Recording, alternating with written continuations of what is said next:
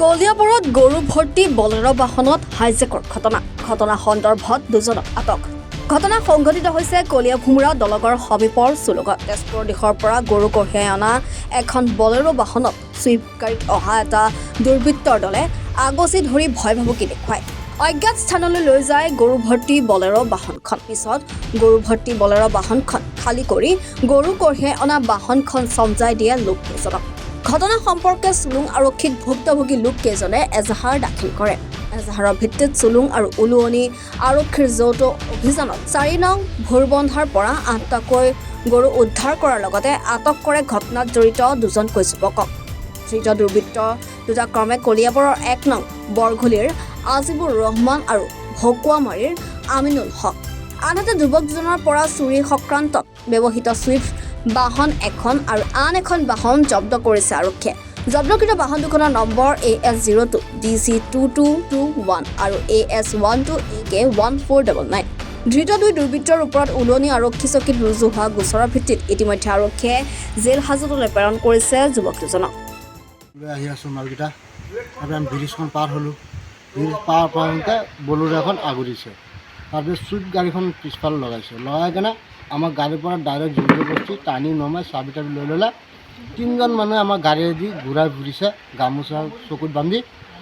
তাৰপিছত মাল চাল খালী কৰি আমাক আকৌ গাড়ীখন দিছে, মোবাইলখন দিছে, মোবাইলৰ চিমখন ৰখাই দিছে। তাৰপিছত আমি গাড়ী লৈ ডাইৰেক্ট থানালৈ আহিছোঁ। ছাৰ আমি জাননী দিছোঁ। জাননী দিয়াৰ পিছত গাড়ীৰ নাম্বাৰখন দিলোঁ। গাড়ীৰ নাম্বাৰ দিওঁতে মানুহকেইটা ওলাইছে। নহ'লে আমাৰ এইবিলাক গৰু চৰু চব গৈছিলে। ঘৰ নেলি ক'ৰ পৰা ক'লৈ গৰু লৈ গৈছিলে? ইটাখলা বজাৰ। কেইটা গৰু আছিলে? 8টা। ঘটনাটো কোনখিনিত হৈছিলে? ঘটনাটো হৈছে আপোনাৰ ডাঙৰ ব্ৰিজৰ মাথাত। এই ধৰক নাই 100 মিটাৰ বা 150 মিটাৰ 4টা বজাত। সন্ধিয়া 4টা বজাত। 5-10 এনেকুৱা। সিহঁতক দৌৰিছে কেনেকৈ পিছে? আমি মানে এয়া গাড়ীৰ নাম্বাৰখন মুখস্থ কৰি ৰাখি দিলোঁ। এতিয়া গৰুখিনি উদ্ধাৰ হৈছে? গৰুখিনি উদ্ধাৰ হৈছে। ক'ৰ পৰা উদ্ধাৰ হৈছে? এইটো এতিয়া ইহঁতৰ গাঁৱৰ পৰা বোলে 7:30 আনি দিছে। এতিয়া ক'ৰ মানুহ আছিলে চিনি পাইছা নেকি? নাই আমি এইকেইটা মানুহ চিনি নাপাওঁ। আপোনাৰ নাম? মোৰ নাম আশ্ৰাফুল আলম। আপোনাৰ? মোৰ নাম সাদ্দাম হুছেইন।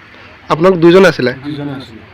কেইটা গৰু আছিলে? 8টা গৈছিলে। আমি ইটাখলা বজাৰ আৰু কি কয় গহপুৰ বজাৰৰ পৰা মালিকে কিনি দিছে। ঘৰলৈ লৈ গৈ আছোঁ, দীঘলাদি লৈ যাম ঘৰত।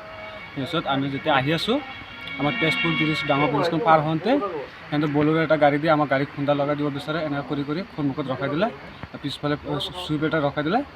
সিহঁতৰ গাড়ীত 4-5টা ল'ৰা আছিলে। আমাক জুজবস্তি নমাই চাবি লৈ গ'ল আৰু আমাৰ হাতে ভৰি ধৰি একদম জুজবস্তি এনেকৈ মাৰিছে। মাৰি কিনে গাড়ীৰ ভিতৰত সোমাই আমাৰ গাড়ীখন চাবি লৈ বেলেগ ল'ৰা এটা লৈ গুচি গ'ল সিহঁতৰ লগত।